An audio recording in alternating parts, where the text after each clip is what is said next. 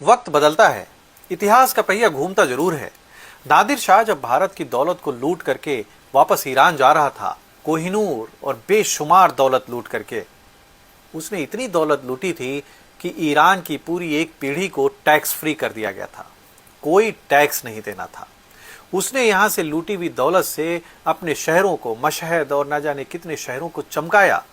Tehran भी उसी लूटी हुई दौलत से कबीलाई दौर से निकल करके एक शहर बना। लेकिन आखिर ये दौलत कब तक चलती? वही ईरान, नादिर शाह का वही ईरान आज मिट्टी मिट्टी हो रहा है, लुटा हुआ है। महज 300 साल के अंदर सारी लूटी हुई दौलत मिट्टी हो गई, ना ही उसके चमकाए हुए शहरों की वो भव्यता रही।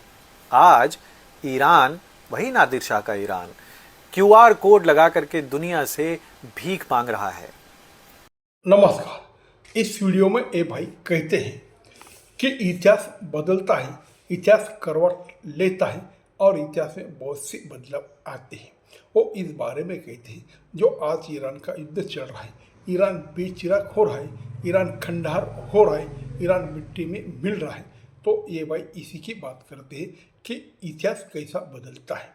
जब भारत में नादिर शाह ने आक्रमण किया था, दिल्ली लूटी थी, हिंदुस्तान के बहुत शहर लूटे थे और अब्जादी रुपए की संपत्ति, सोना हीरा मोती लेके गए थे और उसमें कोहिनूर हीरा ही था। तो यह सब लेके गए और ईरान में जाने के बाद बहुत शहर उसने सुंदर बनाए, रास्ते बनाए, बाग बगीचा बनाए। लेकिन आज इतिहास ने करवट ली और ईरान में जो ही कुछ बने थे सब बेचिराग हो गए और भारत आज फल फूल रहा है।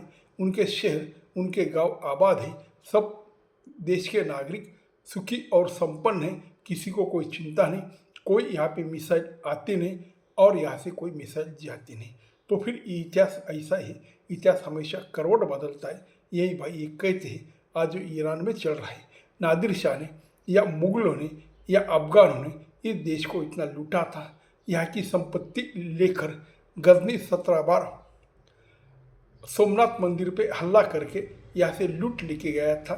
लेकिन आज जो गजनी है, अफगानिस्तान का शहर, वो खंडर पड़ा है। अफगानिस्तान आप भूखा है और उसमें कुछ नहीं है। तो ये सब लूटने के बाद ही ये लोग कंगाली रहे। लेकिन जब देश सभी को अपना मानता था, सभी जाति समाज सब धर्म को उसने नज़दीक बनाई, उससे साथ में रहे और खुद आगे बढ़ रही, तो आज भारत का है। और जिसने इस देश पे हमला किया था, चाहे वो अंग्रेजों की भी हो, जो अंग्रेजों ने इस देश में 200 साल सत्ता की थी और यहाँ से बहुत संपत्ति लूटी थी, उसकी हालत आज बहुत बुरी है। वो भी कर्ज में डूबा हुआ है और यही हालत सब मुसलमान देशों की है, चाहे ईरान हो, चाहे अफगानिस्तान हो, चाहे तुर्कस्तान हो, और जितने ही देश यहाँ पे आके लूटे ले गए।